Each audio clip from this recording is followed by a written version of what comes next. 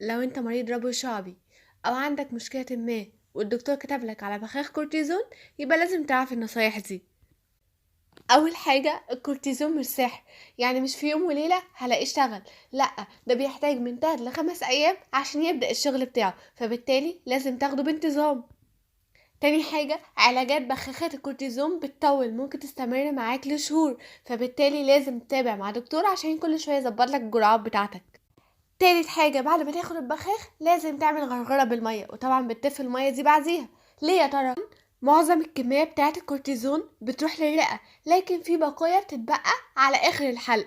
البقايا اللي اتبقت دي هتقلل المناعة، فبالتالي هتعمل فطريات في الفم، وكمان ممكن تعمل ضعف في العضلات بتاعة الأحبال الصوتية، فممكن تعمل بحة في الصوت. فعشان أتجنب كل المشاكل دي، الغرغرة بالمية مهمة جدا جدا جدا.